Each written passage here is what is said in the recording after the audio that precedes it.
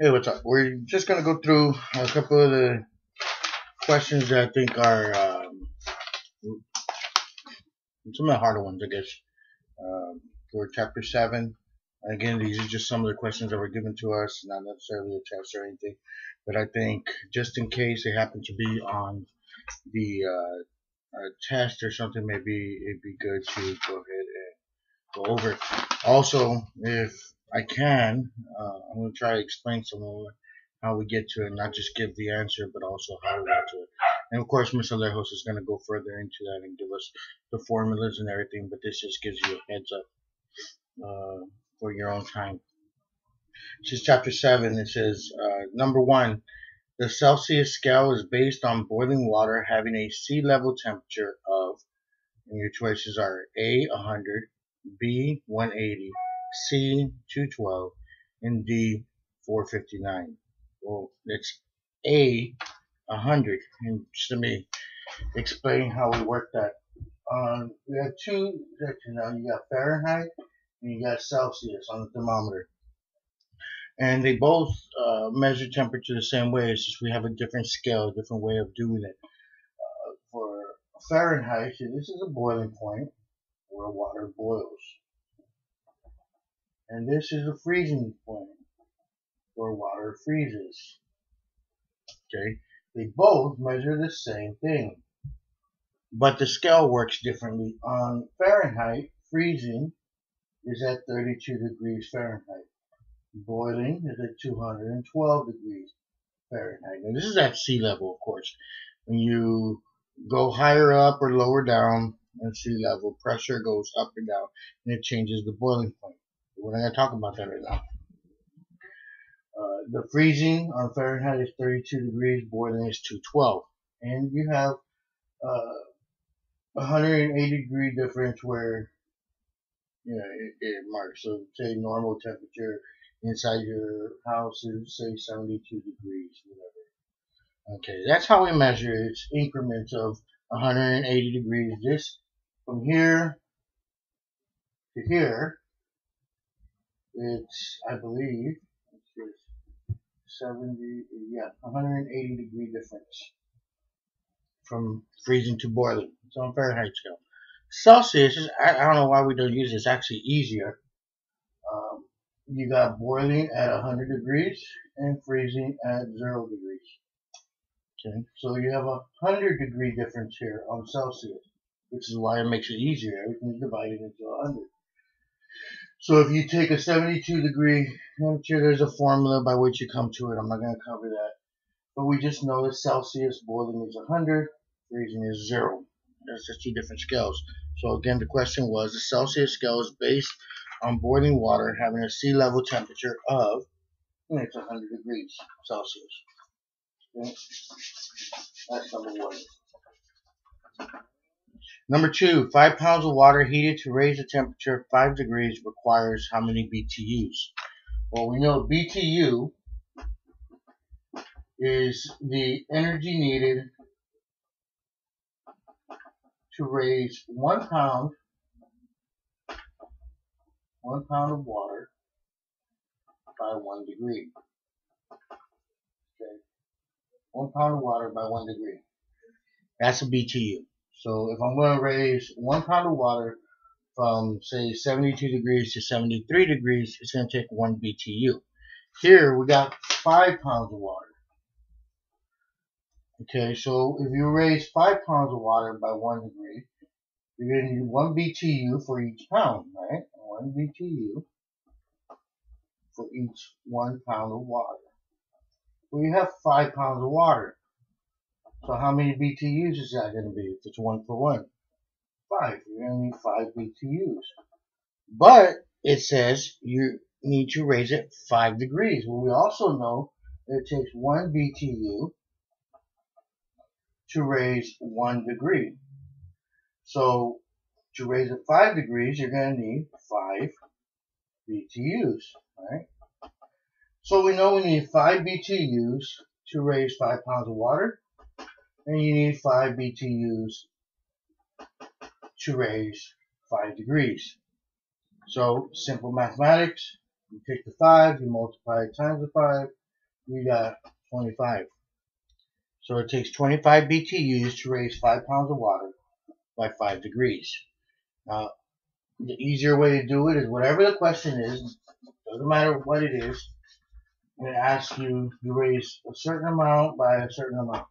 You take the how many pounds, we'll let A represent the pounds, and you multiply it times how many degrees. We'll let B represent how many degrees. So if A equals 12 pounds and B is say 7 degrees, we know we're going to take 12 times 7, carry the 1, that's 84. We know we need 84 BTUs to raise 12 pounds of water by 7 degrees. See what I got there? You take your pounds times your degree change and you get your BTUs. Here it was 5 pounds to 5 degrees. So 5 times 5 is 25.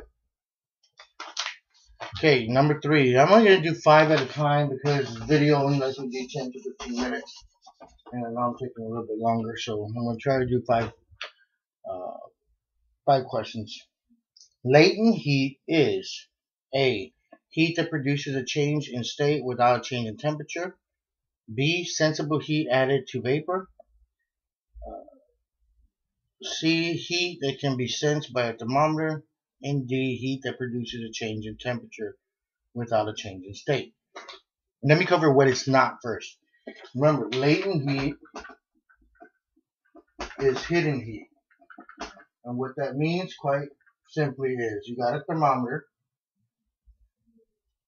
okay, and here at 32 degrees, water freezes.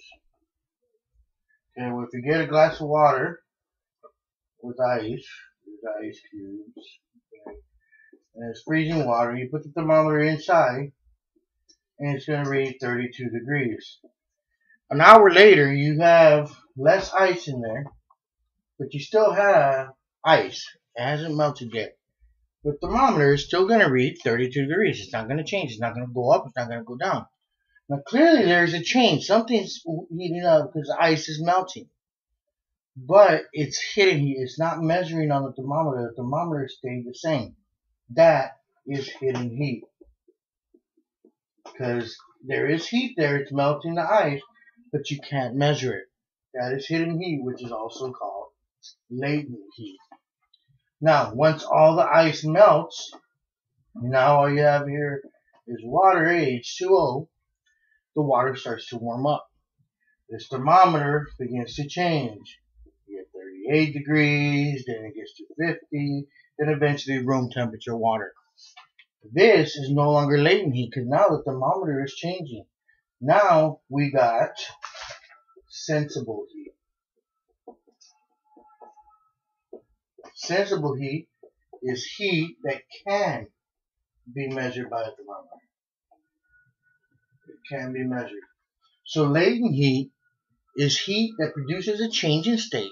We're changing from ice to water, or it could be from vapor to liquid, or it could be from liquid to vapor. Either way, something's changing. It's not changing in the same matter, same form. But the thermometer is not marking anything. And this happens at 2 points, at freezing and at boiling. Now, of course, this is water. And say R22, boiling happens at 40 degrees, and condensation at something else. But either way, if the thermometer is not marking, it's hidden heat, which is latent heat. If you can measure it on a thermometer, it's sensible heat. So the question was, latent heat is. Let's cover what it's not. Latent heat is not heat that produces a change in temperature without a change in state. Latent heat produces a change in state, but not the temperature, right? So you got this one backwards. Heat that can be sensed by a thermometer. Well, we know latent heat cannot be sensed by a thermometer, so we know it's not C. B says sensible heat added to vapor. Well, once you get, let's say in the R22, and you're going through the evaporator, and it's changed from liquid at 90%, it's changed to vapor. Then you start getting sensible heat here. We know that's superheat. It's getting into another topic, but we know that's superheat. So, but it's sensible because the thermometer is starting to move. Can it be sensible heat and latent heat at the same time? No. Latent heat is hidden. Sensible heat can be measured, so we know it's not B. So the only one left is A. Let's read that. Latent heat is heat that produces a change in state. Remember the ice cubes changing to water, changing state, without a change in temperature. Well, yes, that's what it was. You changed from ice cubes to water, but there was no change in the thermometer. So latent heat is a heat that has a change in state without a change in temperature. That's number 3. I need to get better erasers. Number 4. Subcooling occurs A. After all a solid has been changed to a liquid. Well, let's take that. We'll take the ice cubes again.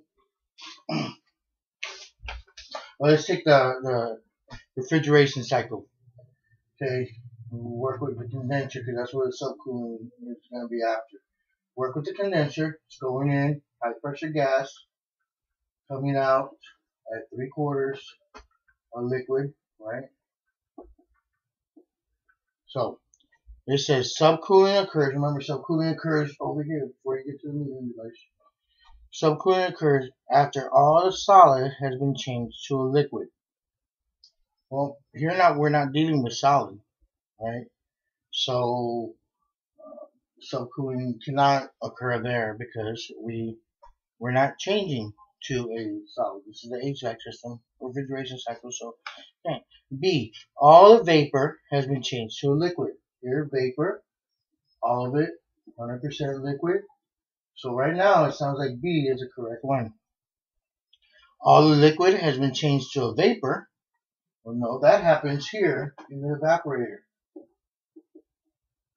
Remember, liquid comes in, vapor comes out. And what's that called? That's called superheat. So we know it's not C. When vapor is in the process of changing to a liquid. Well, that's inside here. The vapor is changing to a liquid in the condenser.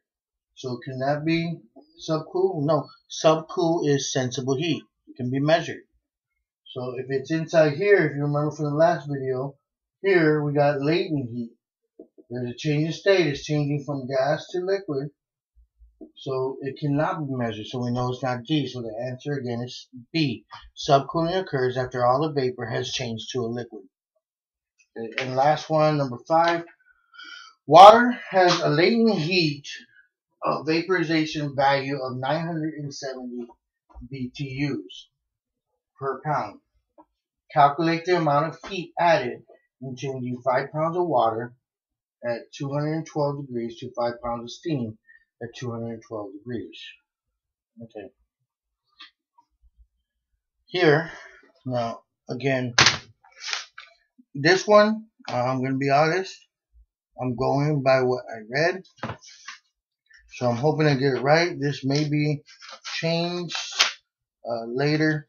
I'm going straight off of the book here.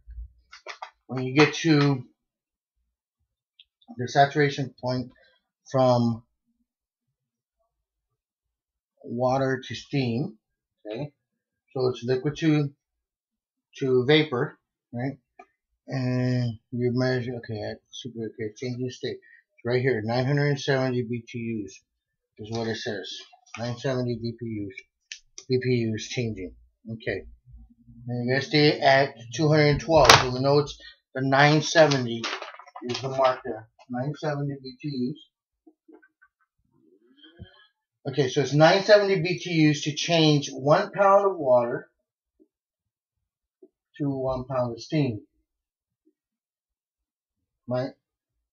Okay, so if it's 5 pounds to 5 pounds, so you basically you're just going to get this number. This is for 1 pound. Multiply it times 5. Very simple. You take the BTUs, you multiply it times the amount of the change, and you get 4,850 BTUs to change 5 pounds of liquid to 5 pounds of steam at 212 degrees. And that is C. Hope this helps.